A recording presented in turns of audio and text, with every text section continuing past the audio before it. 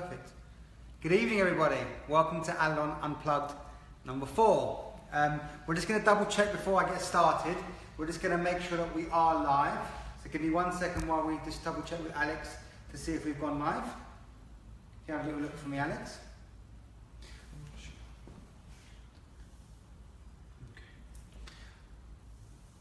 So today, we're going to be doing a graduated look from behind. We're going to graduate the hair from behind. Now if you can see, I've left some product in the hair when we've washed it. Can you see that? I've left some conditioner in the hair. Now there's a reason for that. With curly hair, you can use conditioner as a styling product. So in this scenario, we've used basically the Love Curl shampoo from Davinas and the Love Curl conditioner. So what I'm doing is I've left a little bit of conditioner in. The idea behind that is as I'm working from wet to dry, the hair can retain some of that moisture. So today, I'm going to be doing something quite fun. Like I've said to you before, I love cutting curly hair, and I really want to show you little fun ways of playing with curly hair, because sometimes curly hair can be a little bit intimidating. So I'm going to play with different things like choices of lengths, angles of cutting lines, amounts of elevation. Now let me show you how to find a parting, a natural parting. The best thing to do if you look into the mirror is if you comb the hair back like this, just comb all the hair in the direction away from the face like this, and then gently just push the hair forward like that. And what you're going to find is the hair will separate on the parting. Now if you look closely, if you come over here now, look over my shoulder if you can. So if you comb the hair through like this, and then you push the hair forward like that, and what happens is the hair will part itself. Now this is interesting. Can you see it's parted there? Well, this is my model Inga. Inga's got basically a crown which is quite high up across the head, and it breaks here as well. Can you see there's another growth pattern here? So she's got what we call a double crown. So I need to basically decide, do I want to use this crown here, you can see where the hair's separating, or this crown here where the hair's separating. Now, because we're going to work with a side parting, I'm going to work with this crown here. So I comb the hair back, and I want my parting to be using this crown, and then from here I just gently push forward, and it basically separates perfectly into a side parting the whole way through the side. Now, again, as usual, please feel free to ask me any questions you want. I've been looking forward to this all week. I'll be honest with you, I really enjoy our Tuesday nights together, because I find that, one, it gives me a chance to actually just cut hair and not answer emails or respond to, you know, business stuff, and actually have fun with some hair.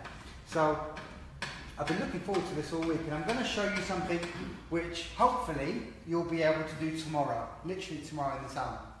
So now I've found my natural parting. You can see the parting's super clean, simply because of the way I've groomed it and then separated the hair. Let me just quickly double check that we are live. Are we live? Yeah, good. Okay, no problem. So, from the crown here, what I'm going to do is I'm going to work through to the centre back. So it's going to be on a slight diagonal initially. This is my first section. Now, as you're working, groom the hair through really well, and try and work as clean as you possibly can when working this particular shape. Groom the hair through. Don't just focus here. When you're doing it, focus on this hair here, because if this hair here is not going in the direction that you need it to go, what happens is it has a little bit of a battle here. If this hair's coming down and this hair's coming forward, it has a bit of a fight here, which then forces this to keep kicking back on you. So groom all the hair, including the hair in front of the ear, i.e. the sideburn area, comb it all going forward. That way it's going to be really easy to work. You're not going to have to battle the whole haircut.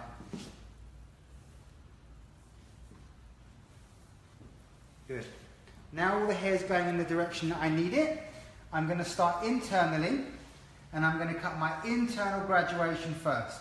Now what I'd like to do today is explain to you how to control balance. Balance is one of the hardest things that every hairdresser finds, including myself.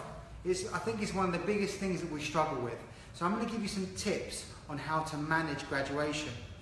So if I want something to be symmetrical, what I need to do is basically have an equal amount of sections per side. So if I do 10 sections on this side, I need to do 10 sections on that side. If I do 10 sections on this side and 5 sections on that side, my sections will be a lot wider, which means in effect my elevation and my over direction is going to be off, which means my balance is going to be off. So every time I cut a section, there's different ways of doing this, okay? Hey John, welcome, welcome. There's different ways of doing this, okay? One way of doing this is I stand with my feet on the line here, okay? That way my body is symmetrical to the centre of the chair. I lock the chair, that way she's not moving around, okay? And I start straight away with taking equal amounts of sections. So I'm going to take section 1, then section 1, section 2, 2, 3, 3, 4, and so forth. The problem people have when they do this method is they end up building a massive corner in the centre because they're not crossing over, combining the two sides together so it becomes a fluid shape. So this is what I'm going to do. I'm going to start with my knuckles facing this part of the chair. When I come to this side, I'm going to start with my fingertips facing this part of the chair. So I'm going to use the chair to control my angle, okay? I'm going to start internally, and I'm going to start quite high up, okay? And the reason I'm going to start quite high up is because I want to keep quite a lot of weight in the external shape. So my first section is all about the choice of length. Now, as I pull the hair out, what I need to do is release the hair and look at the bend in the hair. So, and if you can zoom in, you can see that the hair likes to have a bend by this point here. Okay, so you can see the hair's going out, and this is the point where it starts to bend and rotate in.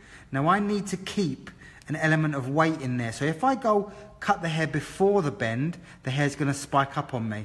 If I cut it after the bend, here, it will rotate and flick and move. So I'm going to cut it on the bend so it actually sits quite flat and quite compact. So it's quite a long cutting line initially. My section is diagonal and my cutting line is diagonal. Okay? That's section 1. Now if you look carefully, what I'm doing, my body, my weight is on this leg.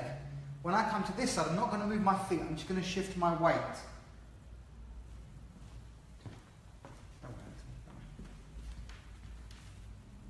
Do the same thing on this side. Now, if you're working clean and the hair is damp, you don't necessarily need to use clips because the hair cut should be groomed enough to be able to sit away nicely.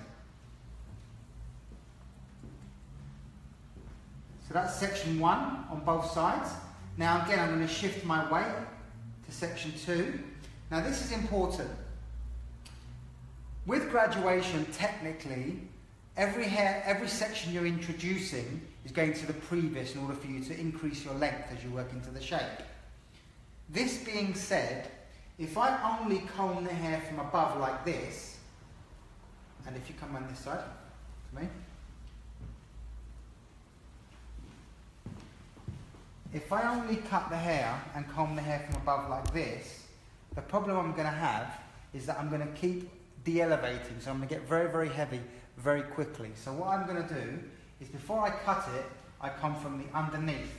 And that way, I encourage a little bit more elevation in the shape. Okay? And I do that every time. So from the underneath, as I work around the hairline, so I encourage de-elevation to maintain weight. But internally, I come from the underneath. So in, like that. Okay? Same thing. What I'm going to do now, I'm going to do section 2 on this side, which will be the same method.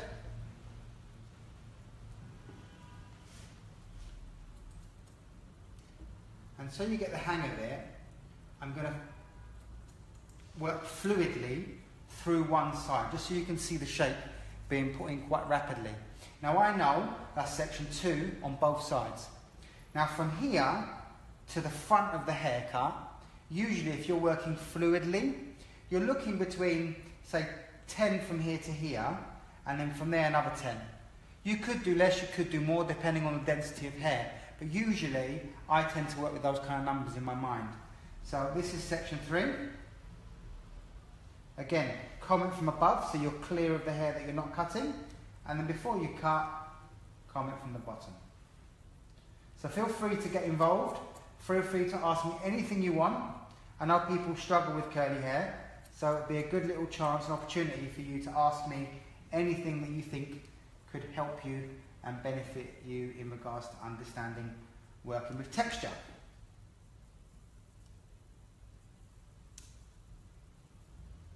Okay, so section 4. Now if I want to make sure I maintain my number system well, I can do section 4 on this side. So this is section 3. And what I'm going to do, guys, today is I'm going to work very rapidly through my shape.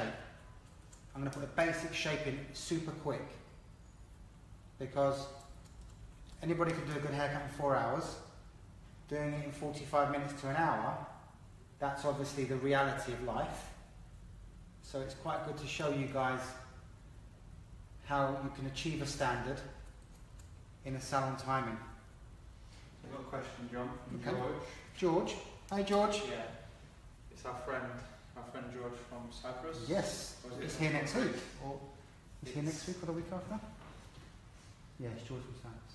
Yeah. Okay. Why did you choose to first work on the internal shape and not the external shape? Brilliant question. Brilliant question. Okay. So the question is, why did I choose to work internally first rather than externally? So the question you need to ask yourself is, what is more important? In other words, let's say, for example, somebody had a really strong growth pattern at the hairline, okay? And you go internally and start cutting your shape. If you choose the wrong cutting angle or the wrong angle of a cutting line, what you're going to do is you're going to reduce a lot of weight through the external shape, which in turn releases the texture of the hairline.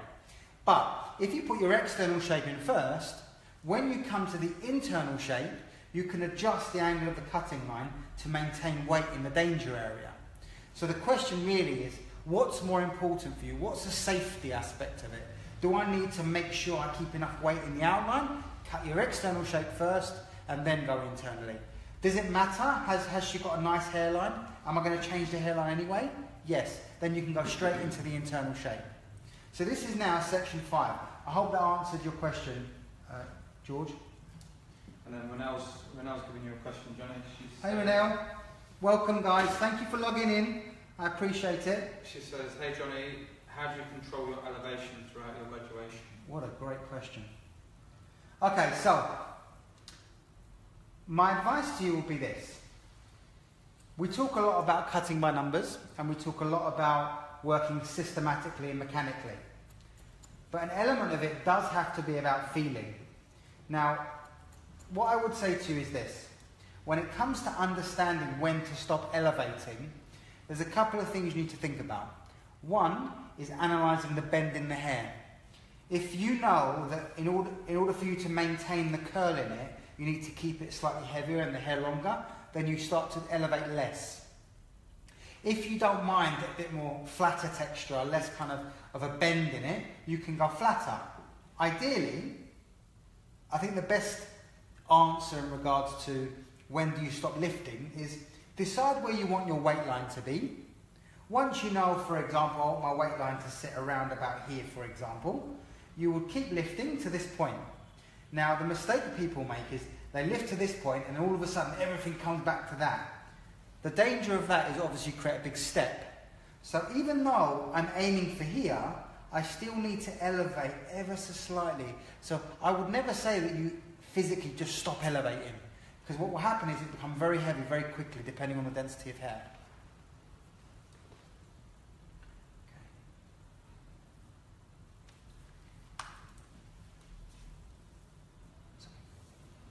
Okay, so this is section number 6. Now, can you see I'm starting to comb it down because I need to build a bit more length in the crown. So now, I'm combing from above rather than below.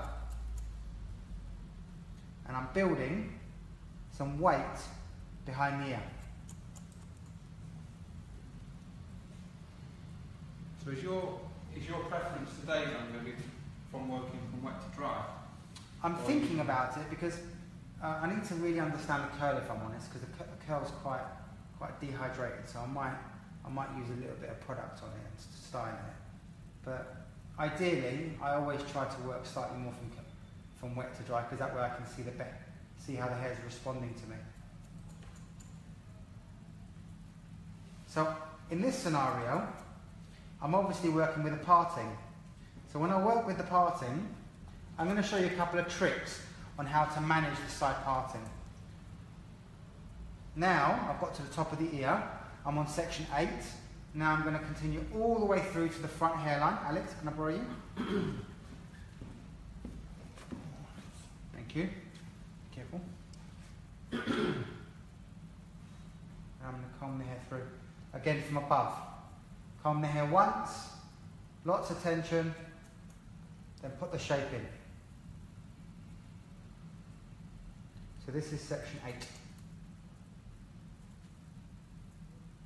Now one of the things that I would also have a discussion about is the angle of the cutting line. So the steeper the angle, or the further away my knuckle is from the head, obviously the steeper the weight line is going to be, the heavier the shape in the front is going to be. The higher my knuckle is, the higher the weight line is going to go, obviously the higher the positioning of the weight in the front. So it all depends on the angle of the cutting line in relation to how the weight itself drops.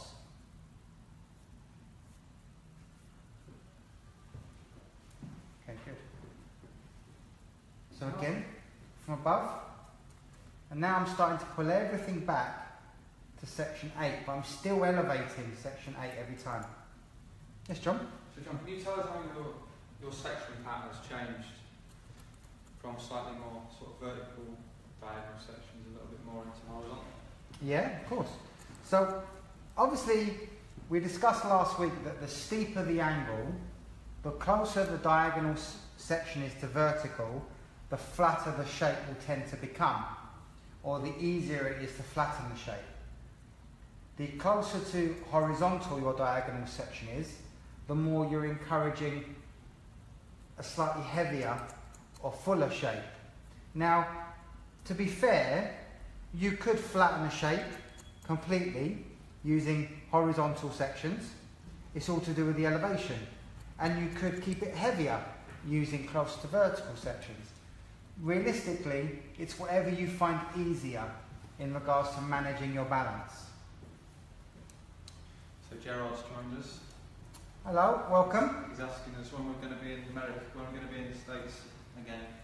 First of all, how is he? I saw the... Comes up. How are you, mate? I've been watching some of the hair-brained stuff that you guys are doing, and I don't know if you guys follow Hairbrained, but Hairbrained's a fantastic tool for sharing knowledge and for creating a beautiful community of hairdressers. To answer your question, Gerard, we are going to be coming over to the States. In fact, there's a plan for me to come over there and do 4 cities in a row, like a little bit of a tour to a group of hairdressers. And what we'll be doing, when I've got the complete dates, I'll basically, on one of our unplugged events, I'll basically tell you the dates and where we're going to be and who to contact if you want to buy tickets to watch. But we've got quite a lot of things actually happening over in the States. I know Hairbrained are doing an event out there this year. So you never know, we may even be there for that. Let me know, Gerard. We'll go from there. Okay. Last section. Now, the problem with counting your sections on this particular shape is because there is a side parting, it means that obviously the other side has a lot more hair to cut than this side. This is obviously the side where there's less hair. So even though, for example, on this side I've taken X amount of sections, naturally on this side I'm going to take more because there's more hair. Now, the key where I can manage my balance will technically be to the top of the head here. At that point, you should roughly be the same sections to keep your balance. From that point on, you tend to use probably a lot more on this side. Now I've cut my internal length, I'm going to cut my external length now. So I'm going to come around here. Alex, if you come around here. Okay, now I need to decide what length I want my shape to be. Okay. Now in the front, I want to go for something where I've still got a lot of bend in the hair, but at the same time, I want to aim for something. Now whenever you cut a line on the face, the line is a little bit like an arrow, okay? So if you cut a line, for example, that goes around like that to the lip, what tends to happen is the lip tends to pop out. So it's like that then does that. If you cut it to the cheekbone becomes a focal point because the eye naturally follows the pattern of the direction which the line's going. So I want to aim for the lips. So there's different ways of doing this, okay? Some people, when they're teaching, they will teach to basically tap the ear and things like that. But ideally, as long as you don't disturb the ear, you can actually not put any tension on the ear and cut it in one go and not get a hole over it. The only time you get a hole is if you really apply a lot of tension and pressure. That's when you'll get a hole. But if you just comb the hair over the ear, no pressure, comb it over the ear, like this, and then gently secure it. Cut the hair once, and you can get a beautiful line. Obviously your scissors need to be sharp. Okay, and you won't get a hole over the ear. Now I'm going to cut the back. So I want to create a beautiful little angle here. So comb the hair down. You can rest your hand. Okay, now I don't want to put too much pressure because I want the hair to be quite loose in regards to the finish on it. And I cut the angle in. And then in a minute I'm going to go and refine it, but I just want to get the rough angle correct. Now this is my danger area. So what I need to do now is with the wide tooth of the comb the hair over the ear like this. So now, you notice I'm not disturbing the ear, and that's the key. As soon as you disturb the ear, that's where you have your problems. Now, as I've combed the hair over the top, I take the pressure away, and then I just place the comb there. So no pressure on the ear, no pressure on the line.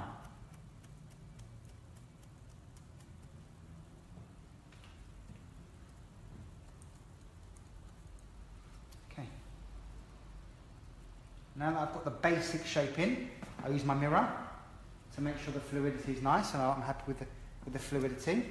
And then what I do is I actually start to apply a bit of pressure on the hair like this, rest the back of my hand, and gently just chip my line in. This way I get a slightly softer finish on the hairline.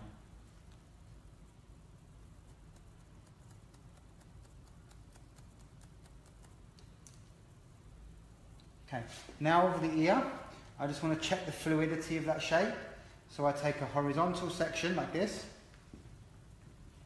Now can you see that because I never put any pressure on the ear, can you see all I've done is combed it over the top. So I've automatically kept my weight there, my length there, so I don't get a hole. So what I do is I use the wide tooth of the comb, I comb it again, and then I secure it again.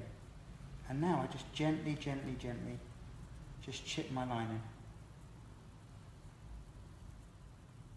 Like that. And again. Now, the section 1 I've left out, I've cleaned up. Now the internal shape, I can actually go in and just ever so slightly lift it and just chip away that line. Like that. Now on straight hair, you'd manage it slightly differently. On curly hair, you manage it differently. So in this scenario, obviously I'm working with curly hair, so I can afford to work slightly differently than if I was working with dead straight, kind of oriental hair, or hair that's got absolutely zero movement to it. So I'm lifting a little bit higher, and I'm just taking away an element of weight over the ear. That way, I'll create a lot more texture in that area.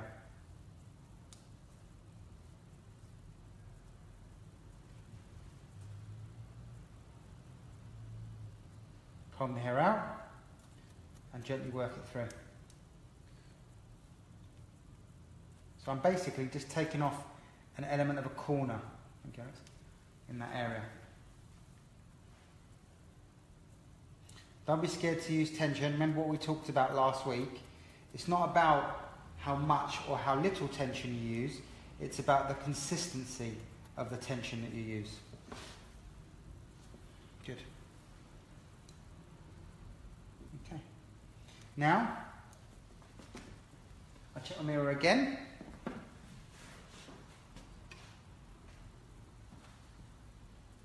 I look at the profile of the haircut. Another thing you need to also do is just gently tuck the hair behind the ear. So wide tooth for the comb. Comb it behind the ear. Lots of pressure. Get it nice and clean.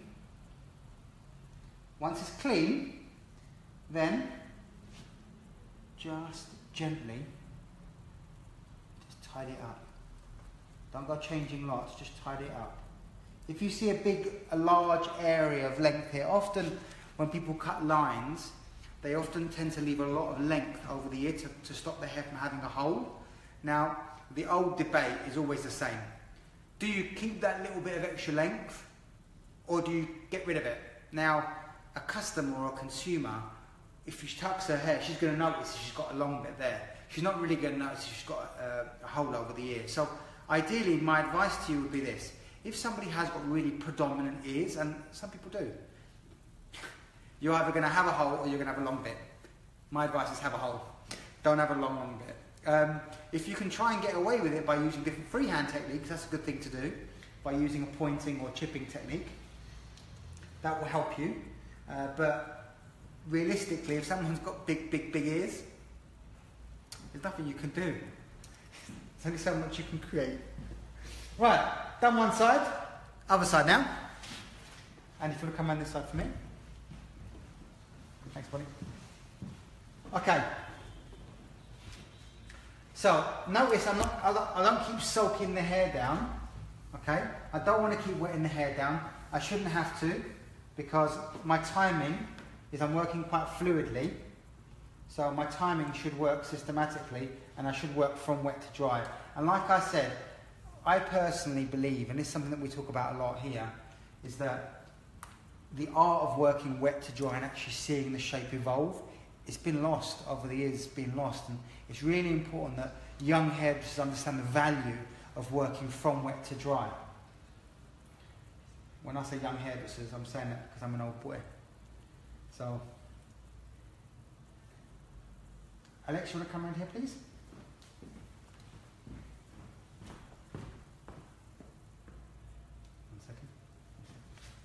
Okay, because the hair obviously is a lot thicker on this side, my grooming needs to be even better and even stronger on this side. Good. Okay, so this is section 5, remember? From the other side, I cut section 4. This is section 5. Again, be careful of the elasticity of the skin, because that affects your tension. And now, as you're working through, this would be my advice. As you're going through, come across the centre and make sure you check off any corner you're building, because otherwise what's going to happen is you're going to end up doing that and building a massive weight line in the centre back. Section 5. This is section 6.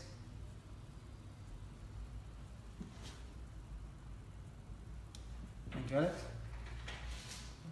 And again, I'm coming from the underneath because I want to encourage elevation. And I come from the top because I want to work cleanly from my last section. So I come from the top, and then because I'm encouraging elevation, I come from the underneath. Good. So what's your horizontal and vertical shape, John? Okay, so who asked that question, John?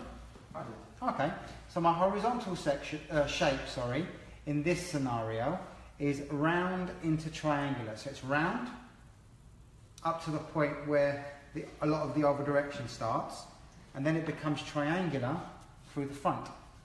Would you just explain where the actual horizontal section line lies? The horizontal shape. The round shape. Okay. So Just with your cone. yeah, I mean, so when we think about it, okay, when we're discussing vertical and horizontal shapes, how you need to try and envision it is your horizontal shape you see from a bird's eye view, so you tend to see it from above. Your vertical shape, you tend to see it from a profile, so that will be your vertical shape, and that will be your horizontal shape from above, looking down like that. Now ideally, when you're cutting hair, you're doing both at the same time, you're affecting both shapes at the same time. Now in this scenario, my horizontal shape is round into triangular. My vertical shape is triangular due to the cutting line, okay, and then the amount of elevation that I'm using. Now again, like I say every single week, work super clean. You can use different sprays to help you work clean, okay? Or what you do is you basically use the wide tooth of the comb to take the section and the tight end of the comb to comb the hair through. Now in this scenario, my cutting line, my elevation, and my over direction are all in play to create my shape. This shape is going to be a graduated shape because in effect I'm working shorter externally to longer internally. Now, at the beginning, we talked about positioning your body behind the chair and keeping your body central to the chair. I also mentioned the floor before. Because we're playing to a camera now, the game has slightly changed. To make it easier for you to remember that, just come back to the same point and work from the same point. But because in this scenario I'm playing to your camera, I'm going to shift my body, and as long as I'm behind the chair and my body is moving left and right rather than forwards and backwards, I have the same amount of control.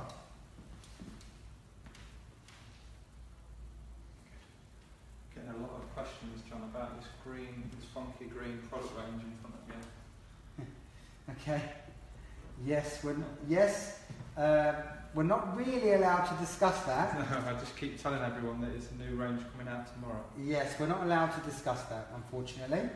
But as you know, for those of you who've been to London before, we are the flagship salon for Davernus, and most of the product launches that are launched in the UK are done within our facility.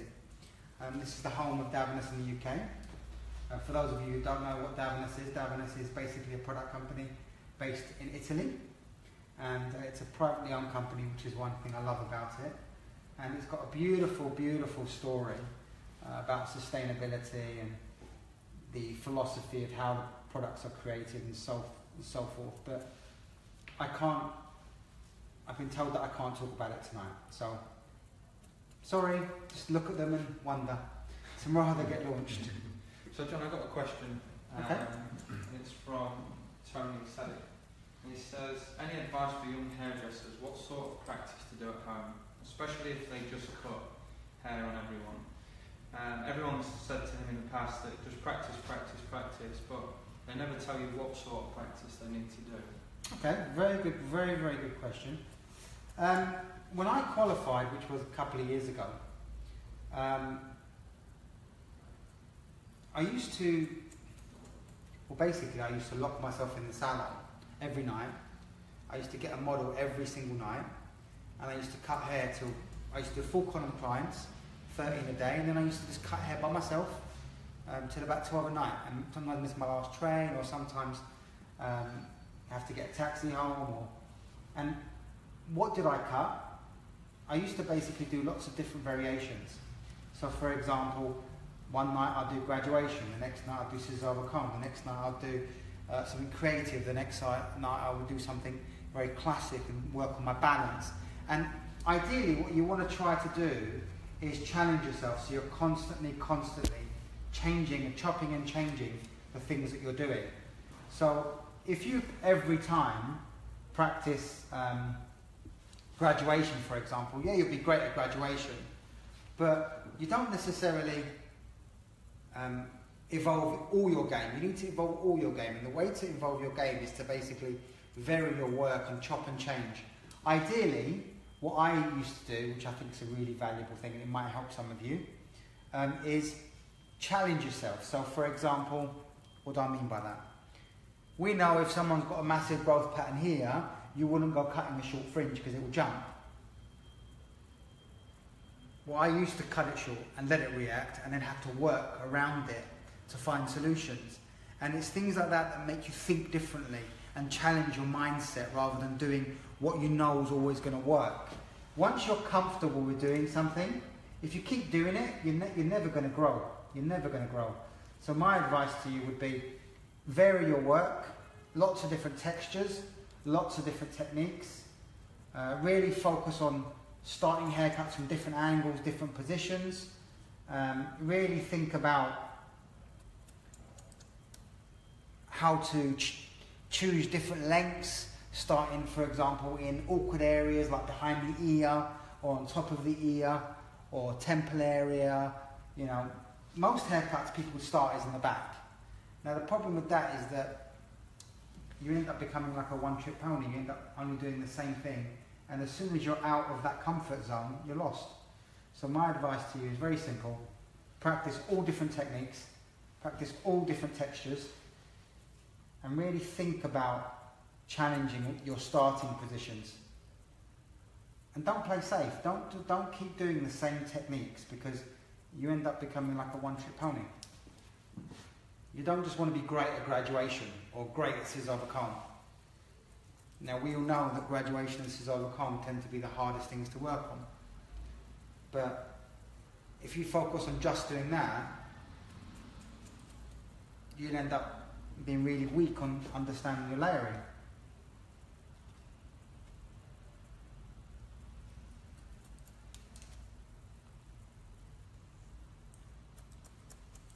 Okay. Now, look at the parting. Now I've started to work over the parting, and there's different ways of doing this. Some people will simply pull their hair back and work it square this way. Okay? Now the problem with doing that is that there's no point in having a parting in the first place, because the whole shape will be balanced anyway. When working with a parting, there's different ways of doing it. Some people wrap it around this way, so they wrap around the curvature of the head and connect it through here, but then it ends up being disconnected at the crown. Some people will basically connect it all through here, and then at the end come through and pull everything across this way and point into it this way so it blends in.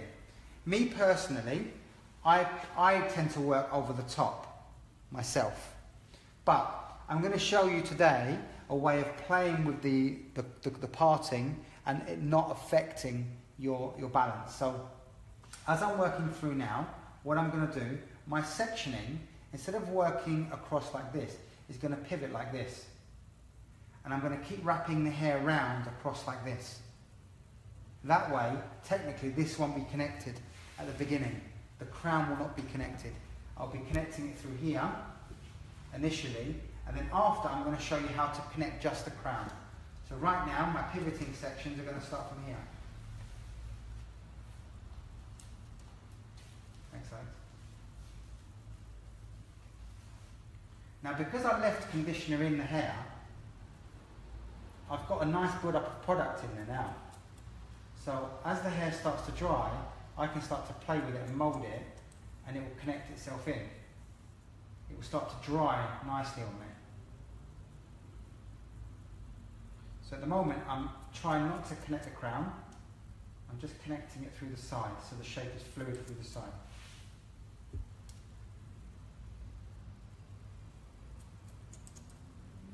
Again, next section pivoting from the crown.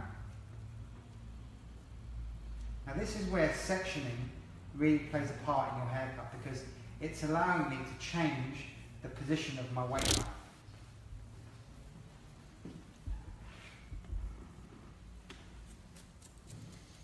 Combing it all across and connecting it in through here, but not connecting it in here. And I'll show you in a minute what I do after. I'm not too worried about this length in the front, because I'm going to end up losing it after when I bring my length up. So I'm not too concerned about this area here.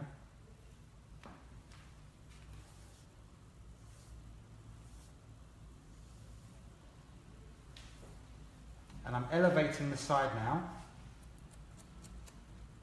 Each section, elevating it slightly more. I'm combing it once and cutting it once with as much tension as I can.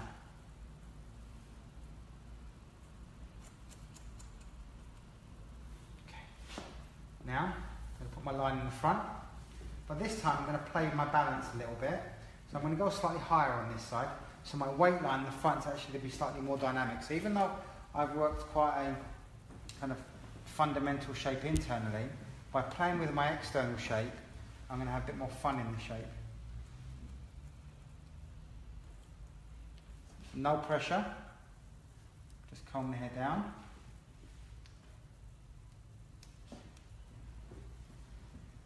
Secure the hair.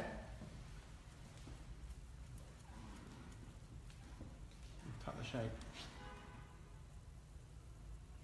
Comb it once. And cut it. Now if you've got a nice sharp pair of scissors, you put it in, it's just done. You haven't got to faff around, the hair's not being pushed around, super clean. You know, it's like you save so much time. Now what's going to be quite interesting is, can you see where the hairline changes direction? There. Where the hairline goes up. I'm going to actually start to leave that out. So that hair I'm going to leave out. Comb the hair down. I'm going to ignore the hair in the front. So I'm going to ignore the hairline, which starts to go up. Now this is going to be quite a cute little technique that you can do to keep a little bit of a quirky length in the front for suitability. Comb the hair down.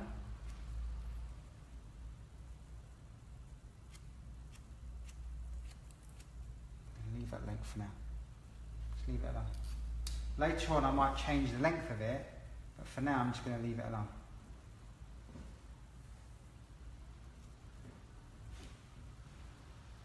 So you can make quite a classic shape, quite interesting, just by playing with the lengths on the external shape. And again through the back, come across. So John, I've got a question from Sebastian. Hey Sebastian. He's basically Thank asking you for your about question. He's basically asking about the head position during the line process that you're doing now. Okay. So ideally, what you want to try and do is keep the head in upright position and slightly to the side. Now because I'm using a camera, I have to everything has to be a little bit more exaggerated. So the head has to be stretched a bit more for you to be able to see really clearly. Ideally, what you want to do, if you sit up straight for me, just shuffle around in your chair for me. Okay, ideally what you want to do, have the head upright and then just gently tilt to the side. But because in this scenario I'm really trying to exaggerate it, I'm standing further back, I'm really pushing the head to really exaggerate the angle so you can see it. But ideally, you just want to tilt the head to the side slightly. And again over the ear, just chip it away. Always think, if you're not sure about head position, always just go back to the beginning. Start again. Then, ideally, the best head position, it's a very simple answer really. If you're having to bend your spine, like this or like that, your back, it's no good for you, which means the head is in the wrong position. Either the head is in the wrong position or the chair is in the wrong position. The height is wrong. So again, I'm just very roughly, I'm not even looking for balance at the moment. I'm just trying to manage the length over the ear. And I'll work the back in a minute.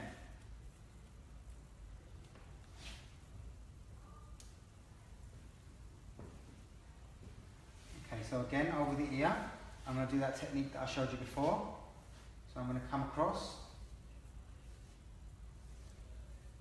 Alex, can I pull your fingers? Section 1. I'm going to use absolutely no tension. Just comb the hair over the ear. Release the tension. And then just secure the hair.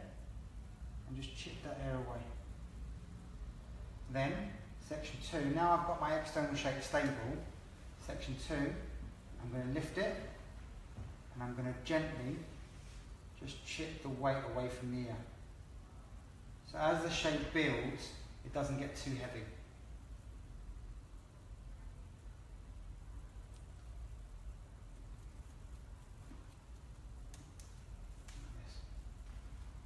Now this is a chipping technique.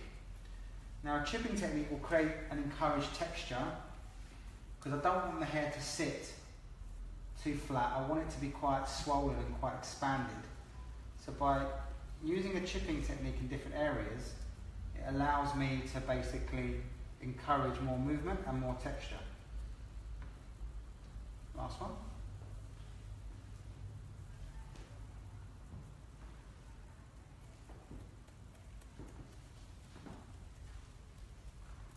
Okay. Now I'm going to come around the back. I'm going to tilt the head down. I'm going to stand again central to the chair. And I'm going to look at my balance through the back. So I want to lift and arc my line up a bit more, so the bend's being controlled a bit more.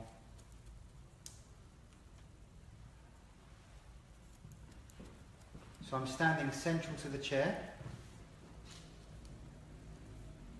and I'm basically keeping my head as straight as I can while I'm putting this in, so I can see my external length shape building. Then, like I did on the other side, I'm going to comb the head down, apply a bit of pressure, and gently, gently chip my line in.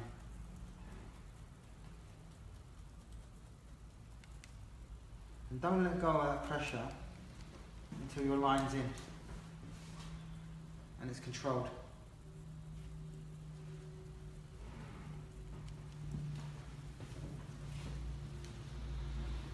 Okay, one more thing I need to do before I carry on is just tuck the hair behind the ear, but I'm not going to tuck this length yet. This length I'm going to leave it out. So this hair here is what I'm going to tuck.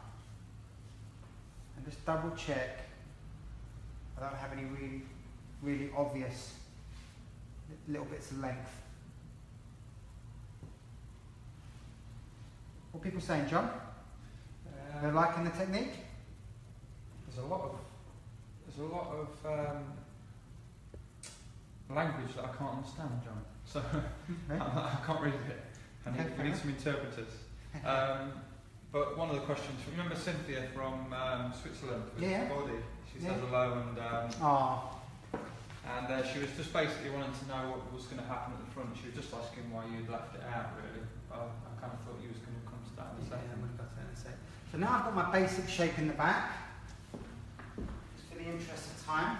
Isabel was asking about how do you decide on where to put the outline at the back. Okay, so basically, ideally what you want to try to do, in this scenario, I cut my internal shape first, and then my external shape. So I wasn't concerned about how much weight I maintained in the outline, because I knew I was going to be able to change the outline to whatever I wanted it to be. If, for example, someone has got an area which basically really needs to be managed, then you need to obviously cut the external shape first, and whatever that external shape would be, you wouldn't change it after. So, for example, if I wanted to not cut any of that hairline off, what I would have done is put my external shape in first and left it into more of a kind of squarer outline. But in this scenario, I don't mind it being a bit more arced. I think it's quite sexy. I think when hair's got a bit of a curve to it, the outlines, it looks quite sexy. Whereas if it's quite square, it tends to look quite boxy and not very sexy is the best word I could use, really. Okay, good. So now I've got my external shape in, I've got my different angles, and I've got this length in the front. See this length here? I'm going to come back to this in a minute, but for now I'm going to show you what I'm going to do with the crown. So with the crown, obviously I worked slightly heavier shape. So here you can see if I take a diagonal section this way and I comb it back, if you look carefully, you can see there's absolutely no connection into the crown. Okay? Now what I want to try to do is I'm going to work diagonally. I'm going to use the outside of my fingers, okay? And to create more of a texture, I'm going to chip the line in like this. So I'm going to work diagonally. So in effect, because I pulled that there, and now I'm putting it here, I'm going to have an extra bit of weight behind the ear on this side. So my sections are going to be diagonal, like this. And I'm going to comb the hair back. So if you notice what I just did, to take the section, I had to move. So what I did is I kept this leg still, I moved this leg, I took my section, and then I came back to the same position. So I'm standing diagonal to the chair. So one leg, keep it static, and pivot on that leg. That way you always go back to the same point. You're not changing your end position. Okay. You go again, I pivoted on that foot. And I come across again. Good. Last one. And I should be done on my internal shape, apart from the fringe. So all I'm doing, by changing the angles of my sections and changing the amount of elevation I'm using, I'm basically shifting weight in different areas. So I've now got an extra little bit of a corner on this side through here, but at the same time I'm not going to get a little dangly bit hanging over the crown, which for me, when working with partings, I don't think is very nice. But that's just my personal taste.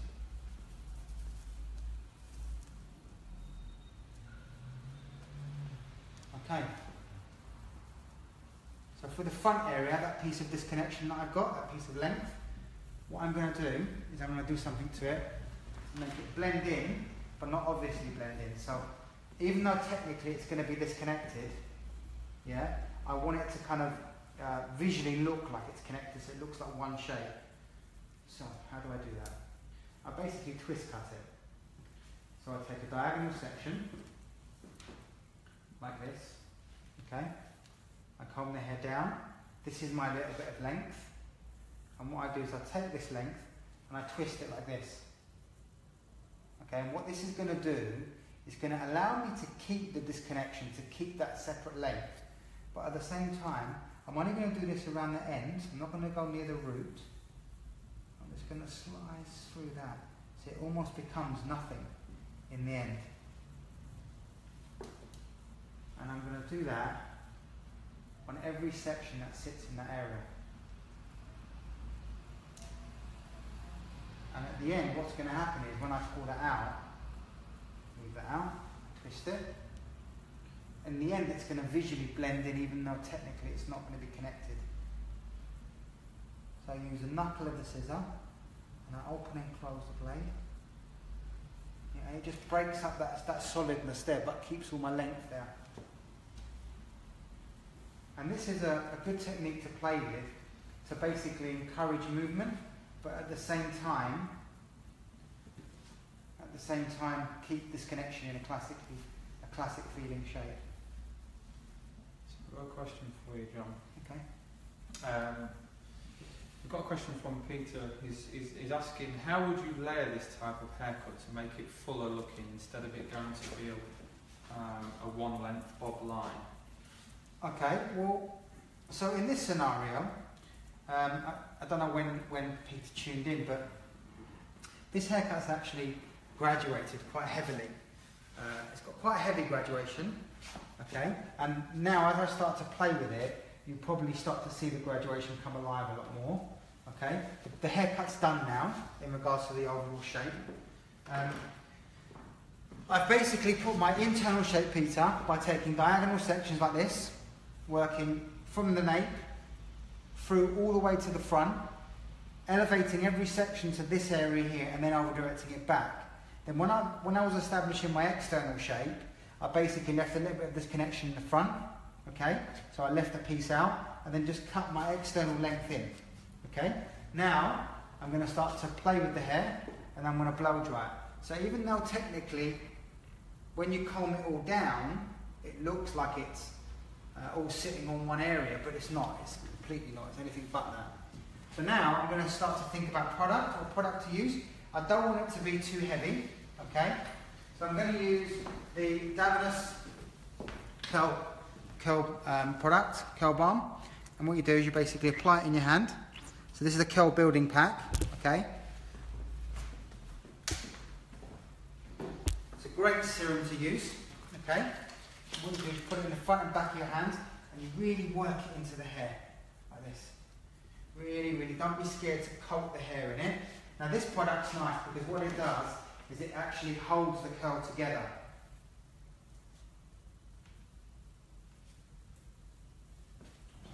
Doing really well. And then I'm going to use lots and lots and lots of oil because I want it to be quite soft. So this is oil, another dab of this product, okay? And what I do with this, don't be scared to use this, put loads and loads, because on curly hair it's just going to suck it up. We'll drink it like it's water. And really get it through on all the hair. I want all the hair to have an even distribution of product. Really work it in.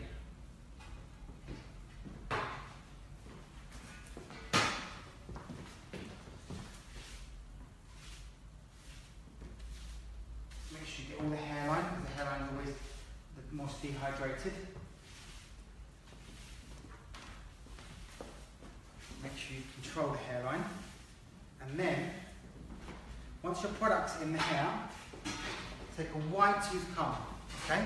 So I'm using a Buey. I'm using a 105 Buey. I'm using the wide end of the comb. And this is what you do. Depending on how wide you want the curl, or how compact you want the curl, will depend on what kind of comb you use. So what I'm going to do is I'm going to go through my haircut and comb the hair into position. So I start with the hairline. Now if I want it to be bigger, if I want it to get fuller, which I do, my next section, instead of combing down, I'm going to comb it out like this. So I'm going to elevate it and let it drop, let it do its thing. Next section, and comb it out like this. I'm not going to comb it into the hair underneath. And again, comb it out like this. And what will happen is, it will allow the air to get into the shape, and it will allow the haircut to become have a lot more volume in it. I'm sorry to interrupt. It's okay? If the hair was chemically processed, okay, it's needed more moisture, which product would you tend to use in that scenario? Okay, so if we're talking about chemically processed, I'm assuming we're talking bleached. Yeah, okay? Because you could have it relaxed, or you could have it. Yeah, chemically damaged was the kind of question. So ideally, product-wise, it depends if it was curly or straight, and it also depends on whether or not the hair was like a bleach curl rather than a natural curl. All these factors come into play into what products you use. But ideally, the way I would think about it is whether it would be straight or wavy or curly. In the end, the hair needs moisture and protein. So hair that's bleached obviously doesn't necessarily retain product as easily. So you might need to use something slightly thicker, or maybe like an oil or a cream of some sort. It depends whether you want to dry it straight or curly. If you want to dry it straight, then what I would do is I would probably use the relaxing straightening balm from Dagenus. I can show you that one. Basically will help you straighten it. The products are in the back, John, in the back room. That will help you get it smoother. I'd probably use the Love Smooth to help me to get it smooth. Now once I've combed the hair through, guys, look, with the balls of your finger, just loosen it up a little bit, just to encourage that bend. Don't try and style it. Yeah? Let the haircut do the work. Let the bend do the work. So now again, can you see it's quite smooth? Just very, very slowly. Just lift it a little bit. Like that. And let the bend take its toll. Okay. Now, hair dry, slow speed, high heat. Slow and hot. Tilt the head back. And what I do is I tend to do this very quickly. Curly hair is all about the preparation. Get your diffuser in. If you want to encourage more volume, just twist it. Hold it for 10 seconds. So 1, 2, 3, 4, 5, 6, 7, 8, 9, 10. Then unravel it and come back out. move across, tilt the head, go in, twist, 1, 2, 3, 4, and you count to 10 seconds every time, okay? Now, in theory, again, unravel it and come out. Don't just drag it through because you strip the curl out. Come across, tilt the head again, get your diffuser in there, twist it. Now, if you want the twist to go away from the face, twist it away from the face. If you want the head to push forward, twist it forward. Is that logical? Count to 10 every time. Come in and out. So go in, hold it, or even twist it if you need to encourage the bend. Hold it for 10 seconds, twist it, and come back out again. It's quite robotic, okay? And what that will do, put the head with me. So watch. Put the diffuser in. I want it to twist away from the face, so I'm going to rotate it like that, so the hair's coming away. I'm going to hold it for 10 seconds.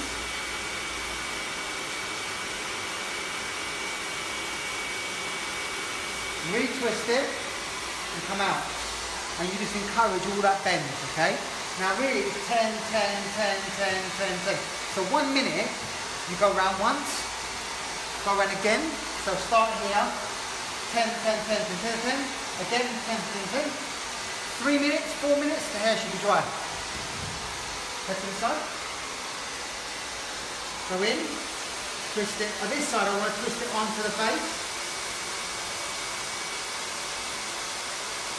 Now ideally, the trick to curly hair is actually the preparation. You spend more time getting the hair prepared and less time drying it. Now ideally with curly hair, what you want to try to do is dry it so it's 80% dry. Don't dry 100% because once you get it to 100%, as the day goes on, the consumer's hair starts to become fluffier and fluffier when it gets past 100%. So if you leave it at 80%, throughout the rest of the day, it will dry by itself naturally. The closer you get to 100, the fluffier it tends to become. Another piece of advice I would give you is if it looks fluffy and not very nice before you start blow drying it, it's only going to look worse once you start drying it. So make sure it looks pretty before you start blow drying it, because all that in effect I'm trying to do is encourage the bend. Now, I'm just going to start to rotate it and start to move around. The more I move around the shape, the more control I'll have on the bend. I'm trying not to touch it too much in my hand. I'm trying to avoid touching the hairline too much, because I like the exterior looking quite solid. If you look in the mirror, you can see how the shape's evolving by itself. I'm not styling it, it's not like I'm putting loads of effort in. I'm just letting the haircut do the work, and I'm just encouraging the bend by getting in the diffuser and twisting it. Yeah, that's what I'm doing. I want the haircut to be the key to this shape.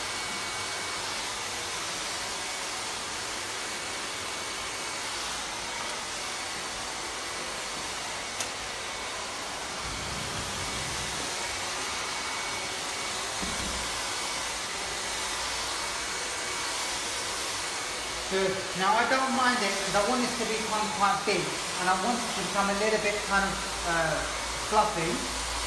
So I'm going to start to get my fingers inside it now to loosen the shape up.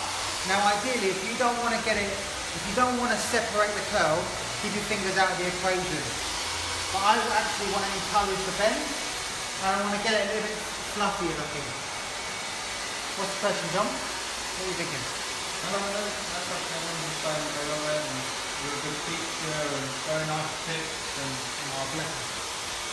I just want to, honestly, I want to say, and this is I mean as genuine as I possibly can. When we first started thinking about doing this, we wasn't sure if people were going to like it, if people were going to tune in, or so for those of you who have become loyal followers, I just want to say thank you. And please keep tuning in. Please follow us on our Instagram, Allilon Education, our Facebook fan page. Have a look at our website, www.alliloneducation.com. And next week, I'm gonna do a guy's. I'm gonna cut a guy's hair for you next week, and then the following week it's gonna be something more exciting. I'm gonna have the whole team doing models for you.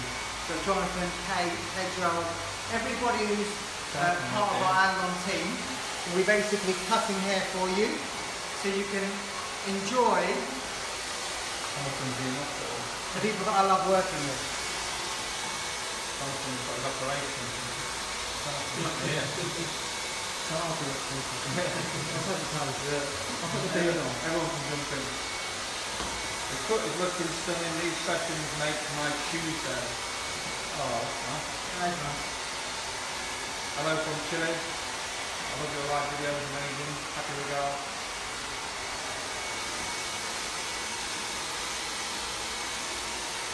Okay. Obviously, if you want loads of volume, we all know what to do. Just take your head over between your legs for me. Head down. Yeah. And then just get in there and loosen it up. Now you can see the hair is almost dry now.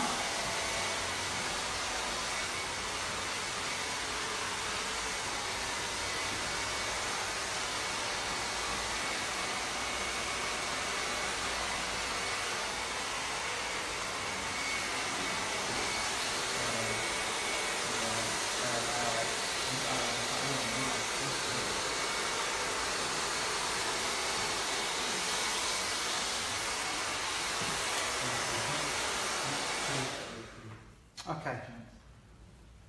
Oh, got a bit creative there. John, would you mind? Yeah, no problem. I think we've got to go back. Unplug. Thank you. Okay, now what I'm going to start to do is actually get my fingers in there and really loosen it up, okay? So take the head back, hand like a claw, hand inside. Do not drag your fingers through. Just get your hands in and just shake it. Just shake it and lift it. Obviously, I've still got some product left on my hand, the oil you can see on the back of my hand. So as I shake the hair out and I pull it, I loosen it up and I apply a bit of product in it. You see my front bit, even though I left it longer, you can see it just really shrinks because the hair is so dehydrated in the front. So just go through the front and just gently, with a bit of oil. A bit more oil.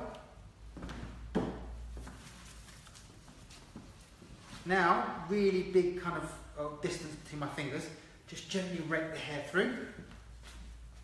I want it to be quite loose. I don't want it to be too set. Focus on the hairlines because the hairlines become the driest. Head up for me.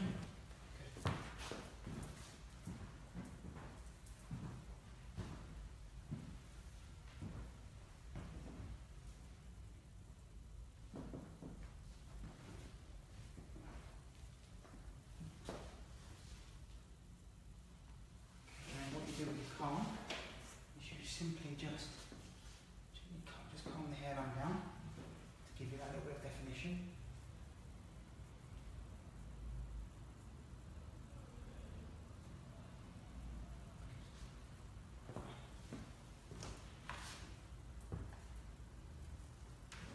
Okay. And then just to finish it off, strong hairspray, Stavnus, strong hold.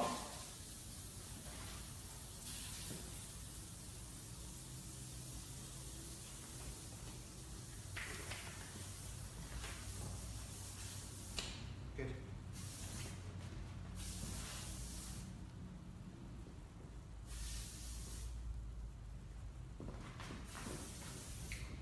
And it will just help me support my shape.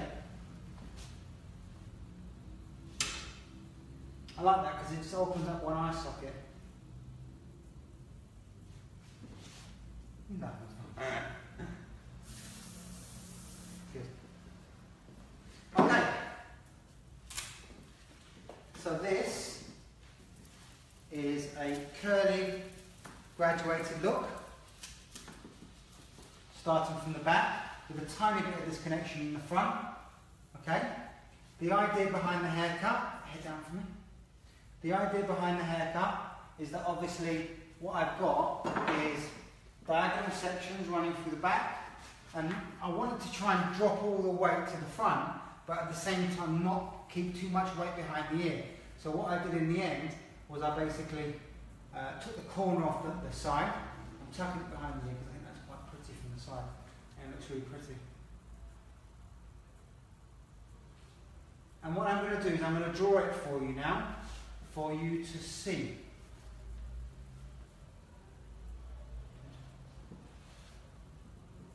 Okay, bear with me 1 second. Bring my towel. Okay, so Andy, if we can come to the head diagram. Good. Bear with me while I quickly just get rid of some of this. Okay, so I'm going to show you how we cut this in a diagram, quite mechanically, for you to see the shape. Okay. So the first thing I'm going to do is I'm going to draw my parting. If you look at my diagram here, parting is a black staggered line. It was a side parting,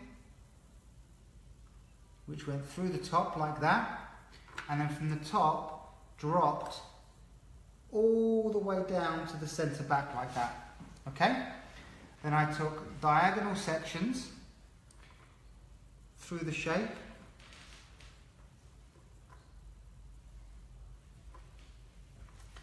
So I'm going to do the same section either side.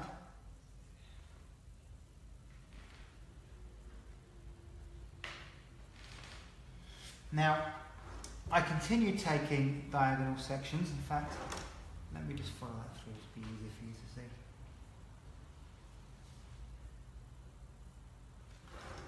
So one more section now. Now obviously this side is this diagram here. So diagonal sections running through.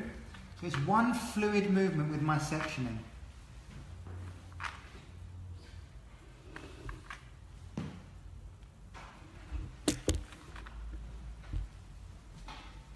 Okay, my external shape went from the lip through to the hairline. Okay, my internal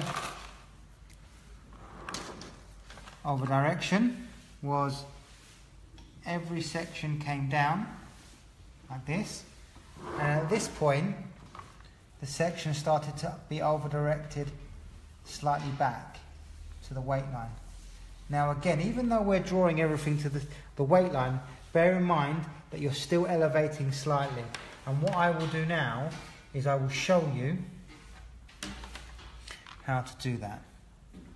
So initially we want it to show the graduation.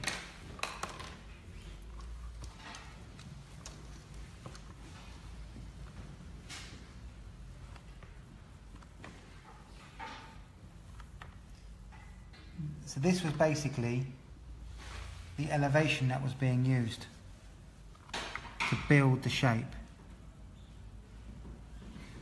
to establish that weight line. Okay? On this side again,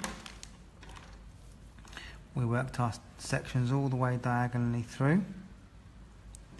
Sorry for my quick drawing, not very clean, I do apologise. But I'm just conscious of the times where you guys are at the moment over there. And this side comes down, okay, and this side also comes down. Okay, so.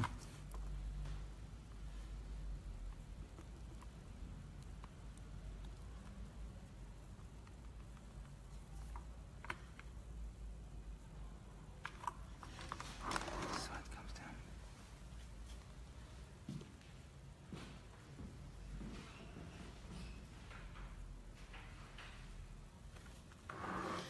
Okay, now this side was slightly different because the sections came through diagonally like that, but on this side, I don't know if you remember, but it actually pivoted.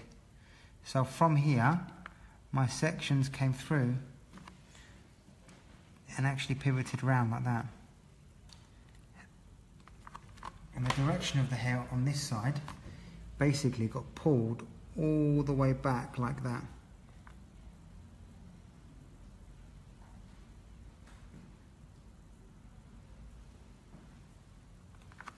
and this side got pulled directly back. My shape horizontally basically got longer as I got around the front, and it was quite an exaggerated shape, to be fair, until I lifted my outline up. On this side, don't forget, the outline came up to the cheekbone and then it dropped down. So we had two separate stuff. Where the hairline dropped is where we left it. Sectioning, again, was diagonal.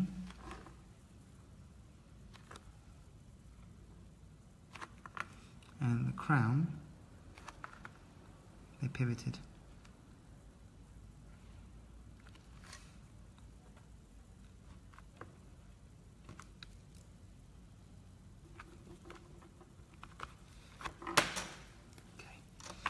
This was where my weight line was, and all the other sections came down to my weight line. They wrapped around the head like this.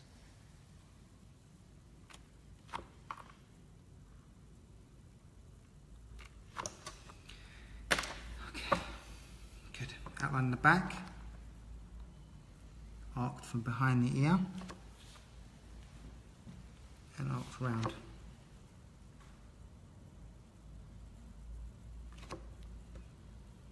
Sorry I've rushed the diagram, but that's roughly what we did. Good. So, I'd like to say a few thank yous. Thank you for tuning in. I hope you've enjoyed my haircut. I've enjoyed doing the haircut, if I'm honest. I've loved getting my fingers in there and really trying to mould the shape. Next week I'm going to try and do a gent for you. Thank you for tuning in. If you do have any questions, feel free to ask very quickly before we log off. The only thing I would say to you is this. In these sessions that we're going to be doing, the more questions you ask us, the more information we can give, because after we log off, then obviously it's hard to keep up with all the other questions that come after. Feel free to share this on your page. Feel free to really open it up to a massive community, because this is something that, as a core company principle, we want to do all the time. The more we can share with people, the more we can really connect and get people to understand the beauty of what we do. I think in a year's time, when we look back at the archive of all the different things we've done, I think it's going to be really special, because people out there who can't get to education can get it obviously through this kind of medium. Feel free to join us on all our Instagrams, all our Facebook pages, all that type of stuff, to keep an eye on all the different things we're going to be doing internationally. We're going to be doing a lot of shows this year, a lot of shows and a lot of classes in America, Poland, Lithuania, and so forth, so forth, so forth. So please do keep an eye on all our social media, because we'll be letting you know where we are and how you can buy tickets, or how you can basically come and be one of the students in our class. Thank you very much. John, have you got any last minute questions? No, everyone's just saying amazing haircut, great teacher, love you, thanks from Lithuania. Cool. Thank you so much, guys, and we'll see you next week, same time, same place. Thank you so much. Bye-bye.